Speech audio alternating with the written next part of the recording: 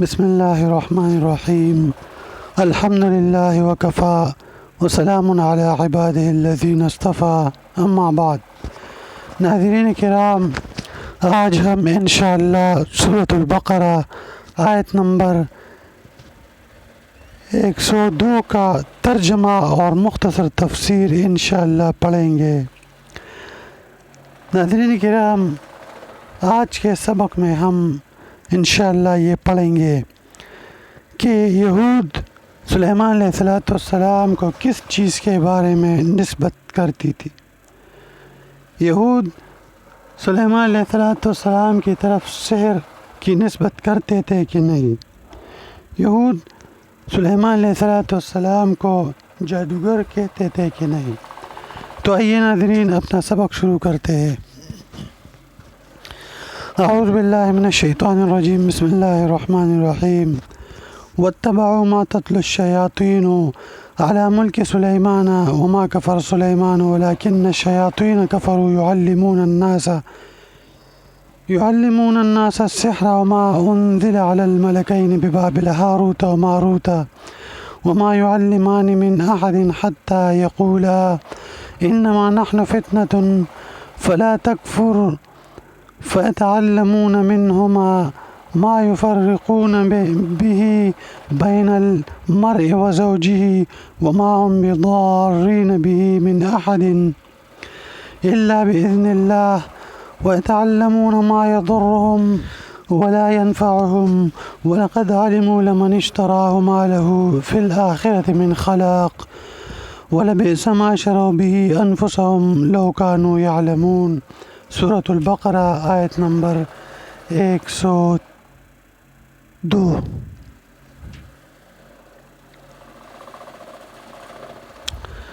واتبعوا ما تتلو الشياطين على ملك سليمان وما كفر سليمان ولكن الشياطين كفروا يعلمون الناس السحر وما أنزل على الملكين ببابل هاروت وماروت وما يعلمان من أحد حتى يقولا إنما نحن فتنة فلا تكفر فيتعلمون منهما ما يفرقون به بين المرء وزوجه وما هم بضارين به من أحد إلا بإذن الله ويتعلمون ما يضرهم ولا ينفعهم ولقد علموا لمن اشتراه ما له في الآخرة من خلاق ولبئس ما شروا به أنفسهم لو كانوا يعلمون۔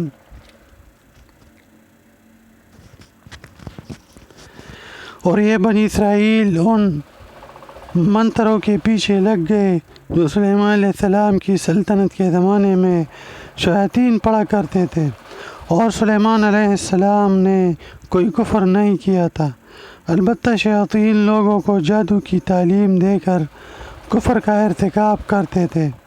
نیز یہ بنی اسرائیل اس چیز کے پیچھے لگ گئے جو شہر بابل میں ہاروت و ماروت نامی دو فرشتوں پر نازل کی گئی تھی۔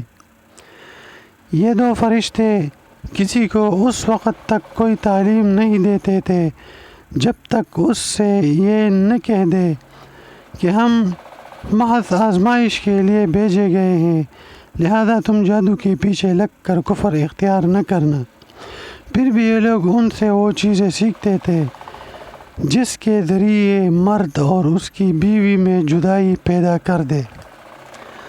ویسے یہ واضح رہے کہ وہ اس کے ذریعے کسی کو اللہ کی مشیت کے بغیر کوئی نقصان نہیں پہنچا سکتے تھے، مگر وہ ایسی باتیں سیکھتے تھے جو ان کے لیے نقصان دہ تھی اور فائدہ مند نہ تھی، اور وہ یہ بھی خوب جانتے تھے کہ جو شخص ان چیزوں کا خریدار بنے گا آخرت میں اس کا کوئی حصہ نہیں ہوگا، اور حقیقت یہ ہے کہ وہ چیز بہت بری تھی جس کے بدلے انہوں نے اپنی جانیں بیچ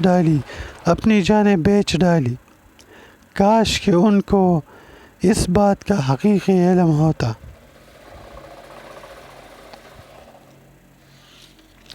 ناظرین کرام، ایک مرتبہ دوبارہ اپنے سبق کو دیکھیے۔ واتبعوا ما تتلو الشياطين على ملك سليمان وما كفر سليمان ولكن الشياطين كفروا كفروا يعلمون الناس السحر وما أنزل على الملكين ببابل هاروت وماروت وما يعلمان من أحد حتى يقولا إنما نحن فتنة فلا تكفر فيتعلمون منهما ما يفرقون به بين المرء وزوجه وما هم بضارين به من أحد إلا بإذن الله ويتعلمون ما يضرهم ولا ينفعهم ولقد علموا لمن اشتراه ما له في الآخرة من خلاق ولبئس ما شروا به أنفسهم لو كانوا يعلمون. اور یہ بنی اسرائیل ان منتروں کے پیچھے لگ گئے جو سلیمان علیہ السلام کی سلطنت کے زمانے میں شیاطین پڑھا کرتے تھے، اور سلیمان علیہ السلام نے کوئی کفر نہیں کیا تھا، البتہ شیاطین لوگوں کو جادو کی تعلیم دے کر کفر کا ارتکاب کرتے تھے۔ نیز یہ بنی اسرائیل اس چیز کے پیچھے لگ گئے جو شہر بابل میں ہاروت اور ماروت نامی دو فرشتوں پر نازل کی گئی تھی۔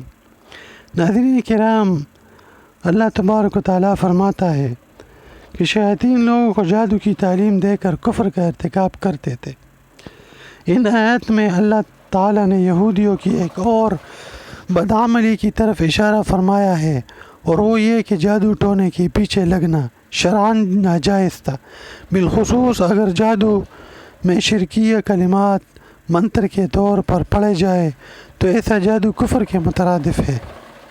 حضرت سلیمان علیہ السلام کے زمانے میں کچھ شیاطین نے، جن میں انسان اور جنات دونوں شامل ہو سکتے ہیں، بعض یہودیوں کو یہ پٹی پڑھائی کہ حضرت سلیمان علیہ السلام کی سلطنت کا سارا راز جادو میں مضمر ہے، اور اگر تم جادو سیکھ لو گے تو تمہیں بھی حیرت انگیز اقتدار نصیب ہوگا۔ انہوں نے لوگوں سے یہ کہا کہ سلیمان علیہ السلام کی یہ بادشاہی یہ محض جادو کا کمال ہے، اگر تم بھی جادو سیکھو تو تمہیں بھی اس طرح کی بادشاہی مل سکتی ہے۔ چنانچہ یہ لوگ جادو سیکھنے اور اس پر عمل کرنے میں لگ گئے، حالانکہ جادو پر عمل کرنا نہ صرف ناجائز تھا بلکہ اس کی بعض قسمیں کفر تک پہنچتی ہے۔ ناظرین کرام، آیت میں اللہ تبارک و تعالیٰ آگے ہاروت اور ماروت دو فرشتوں کا ذکر فرما رہے ہیں۔